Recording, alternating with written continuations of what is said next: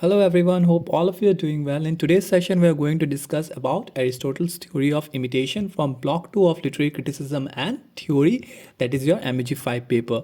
Now, via this theory, we'll understand that Aristotle gave a proper response to Plato's hostility towards art, which we have discussed in the previous session. Those who have not watched that video can go ahead and watch that video by clicking in the channel's playlist. Now, this particular session will discuss about the theory of imitation or mimesis in details. A small reminder to all my viewers that do go ahead and watch the videos, the link of which I've given in the description. Those are really some good, beautiful videos which I have narrated, and do kindly drop your opinion about those videos as well. Now, without any further delay, let's get started. Now, as the tradition of our session goes, let us see the background of Aristotle before we discuss the Aristotle's theory of imitation or mimesis.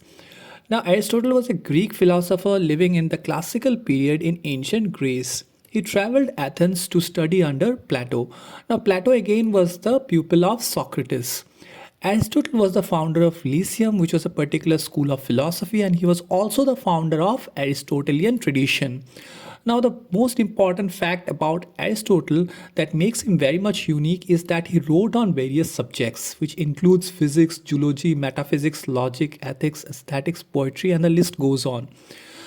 Again, Aristotle also tutored one of the biggest personalities of world history, that is Alexander the Great.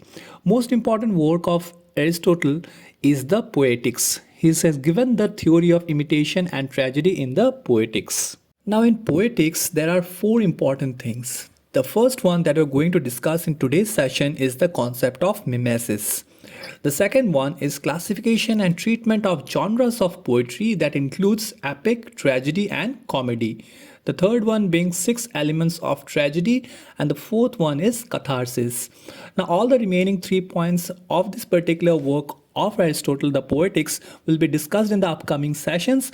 But in today's sessions, let us only restrict ourselves to the first point, that is the concept of mimesis. Now let us discuss the Aristotle's theory of imitation or mimesis in little much more details.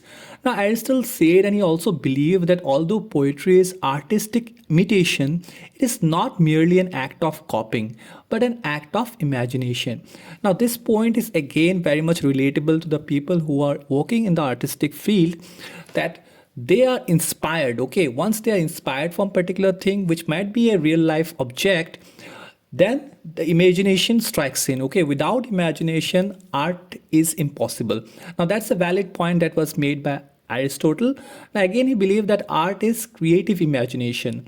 Aristotle equated poetry with music. He said that rhythm, language, and harmony are the channels through which artistic imitation is possible. Aristotle said that when an artist makes an object, he incorporates certain universal elements in it. Because of the universality contained in art, art leads to knowledge. Art leads to universal truth. Now, this is the point which exactly counters the point which was discussed in the previous session by me, where we have discussed about Plato's hostility towards art, where Plato claimed that art leads to misrepresentation of truth. Now here, exactly countering that point, Aristotle in his work The Poetics said that art leads to universal truth. Now in the following point, Aristotle said that the instinct of imitation is implanted in humans since childhood. That is how children learn to walk and talk. Imitation is a healthy form of human expression.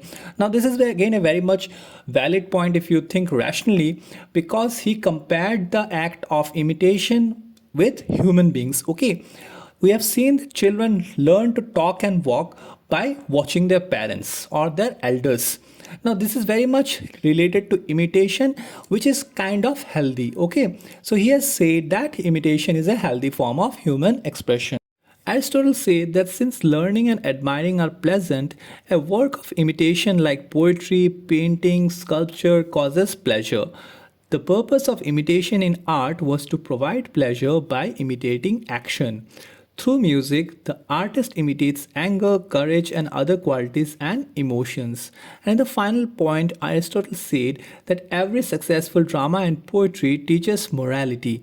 Now, again, this particular point counters a particular point from the Republic, where the Plato has claimed that art leads to immorality. Okay, now exactly the opposite thing has been claimed by Aristotle in his work The Poetics. He refers poetry as philosophical in nature and is therefore beneficial for the entire nation. So this is the video, guys. This was a short one, and I hope you had an insight regarding Aristotle's theory of imitation or mimesis. In case if you have any other doubt regarding this theory or the previous one, which was Plato's hostility towards art, do feel free to comment in the comment section. I'll definitely try to address it. Also, do consider to join our social community pages, the link of which is given in the description, and do not forget to check out the videos which I have given and pinned in the description.